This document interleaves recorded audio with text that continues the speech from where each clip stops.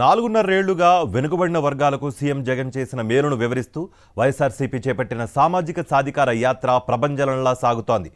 చిలకలూరిపేటలో జరిగిన యాత్రకు ప్రజలు బ్రహ్మరథం పట్టారు. భారీగా తరలివచ్చిన శ్రేణులకు వైఎస్ఆర్సీపీ నేతలు సీఎం జగన్ సంక్షేమ పాలన గురించి వివరించారు. బీసీ, ఎస్సీ, ఎస్టీ, మైనారిటీలకు సంక్షేమంలో సీఎం జగన్ పెద్దపీట వేస్తున్నారని అన్నారు వైఎస్ఆర్సీపీ నేతలు.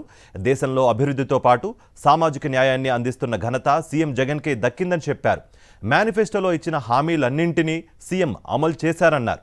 శ్రీ వైఎస్ జగన్మోహన్ రెడ్డి గారు అధికారంలోకి వచ్చాక సామాజిక న్యాయం ఏ విధంగా చేశారు అని చెప్పేటువంటి అంశంగా మరి రాష్ట్ర వ్యాప్తంగా కూడా చెప్తూ, చేసిందే చెప్తూ, మరి జరిగినవన్నీ కూడా మాట్లాడుకుంటూ మరి ముందుకు వెళ్తున్నటువంటి మరి ఈ యాత్రే ఈ సామాజిక సాధికార యాత్ర. సామాజిక సాధికారత గురించి మనం మాట్లాడాల్సి వస్తే ఇదే మన చిలకలూరిపేట నియోజకవర్గంలో మన మున్సిపాలిటీలో ఎప్పుడూ కూడా చరిత్రలో మనం చూడలేదు. ఓసీకి రిజర్వ్ అయితే, ఓసీ జనరల్ అయితే ఏ రిజర్వేషన్ కూడా లేకుండా మనము రఫానీ అన్నకు ఒక మైనారిటీకి ఈరోజు మున్సిపల్ చైర్మన్గా చిలకలూరిపేట చరిత్రలో మనం ఇచ్చుకోగలిగాము. ఇది సామాజిక సాధికారత. మరి మార్కెట్ యార్డ్ చైర్మన్గా 2 సార్లు ఎస్సీలకు ఇచ్చినటువంటి ఘనత చిలకలూరిపేట నియోజకవర్గంలో మన ముఖ్యమంత్రి గారికే దక్కుతుంది. ఒక్కసారి ఆలోచించండి. బీసీలకు, ఎస్సీలకు, ఎస్టీలకు, మైనారిటీలకు ఏ విధంగా సామాజిక న్యాయం జరిగిందంటే ఈ చిలకలూరిపేట నియోజకవర్గమే నిదర్శనం అని చెప్పి దమ్ముగా, ధైర్యంగా రాష్ట్ర వ్యాప్తంగా మనం మాట్లాడుకునేటువంటి చరిత్రని ఈరోజు జగన్మోహన్ రెడ్డి గారు మన నియోజకవర్గానికి ఇచ్చారు.